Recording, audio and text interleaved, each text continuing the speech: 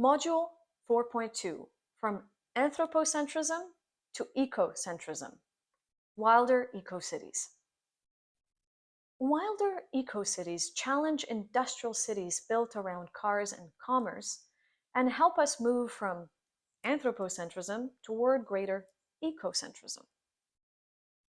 If anthropocentrism describes human-specific and human-centric societies disconnected from their ecological milieus, and biocentrism describes societies that value living organisms, including other animals, plants, and insects, ecocentrism is a generous term that includes all creatures, organic and inorganic, who are entangled within a given ecological milieu. An ecocentric approach values sentient animals as much as bodies of land and water, mountains, and forests. An ecocentric region or city, eco-city, therefore offers moral consideration to all the organisms that inhabit it, irrelevant of Western knowledge systems that make judgments based on living versus non-living or life versus non-life, binaries that direct whom we should care about. Stewarding, protecting, and rehabilitating diverse habitats within local ecoregions requires a shift in values, including a genuine desire to coexist more harmoniously with other creatures and existents and that share our ecological milieus. Capitalist cities usually edge out the wilderness and are hostile towards other species, other beings. Rewilding urban landscapes has gained momentum over the last decade and usually looks like restoring areas to their original uncultivated states. Resisting the pull to control and manage nature for human needs, rewilding projects tend to restore biodiversity and reintroduce species that have been lost, whether that's wild animals or native plant species.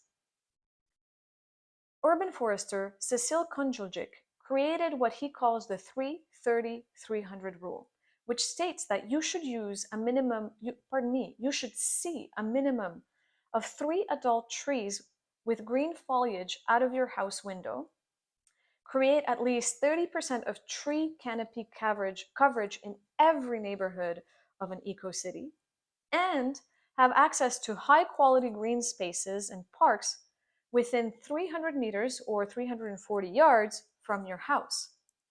He came up with this idea after the 10-20-30 rule of thumb proposed by Frank Santamore, which stipulates that urban forests should comprise no more of 10% of any particular species, 20% of any genus, and 30% of any single family in order to maintain high levels of biodiversity for the purposes of delivering ecosystem services to humans. Konjuljic's rationale for the 3-30-300 rule was based on 3 factors. First, more trees means less pollution, which is better for human health since our lungs breathe better when they inhale clean air. Pretty common sense. There's also evidence to suggest that the presence of trees boosts our mental health by improving our moods.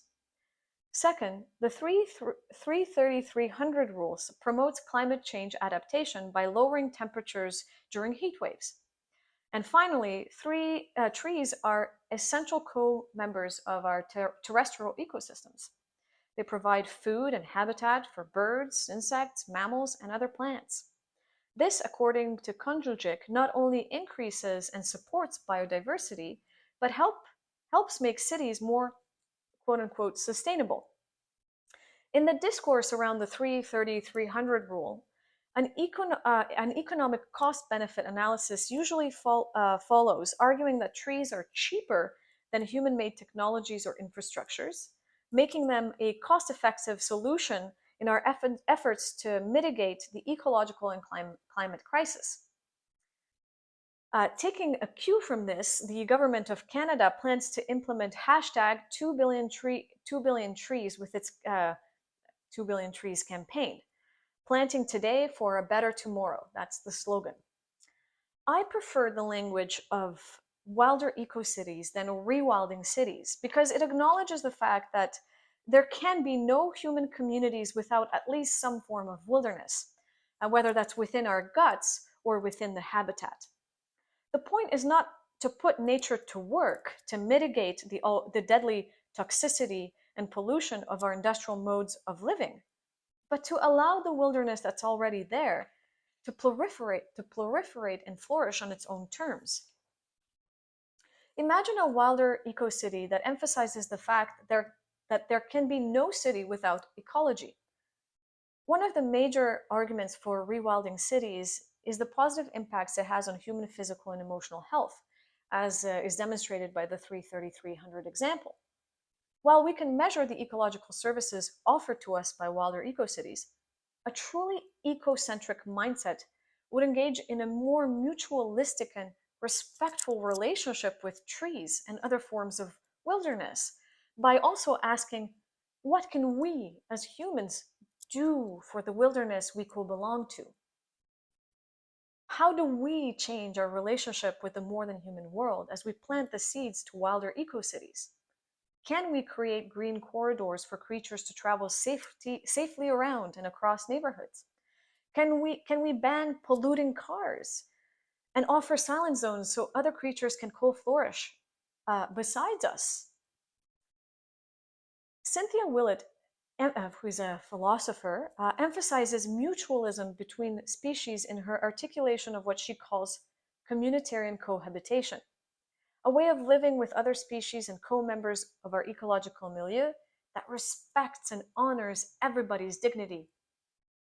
To cohabit ethically with other species, a shift of perspective is necessary. We might ask ourselves, what if plants can talk and feel? How can we listen to them and their needs?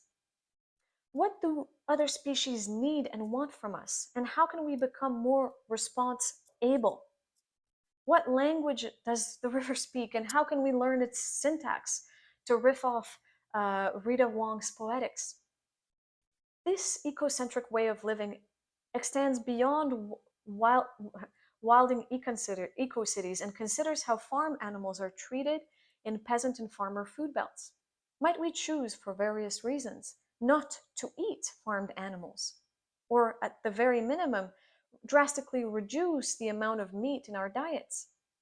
If we wish to continue eating meat, what rights, needs, and living conditions do farm animals deserve? And how can we respect their dignity?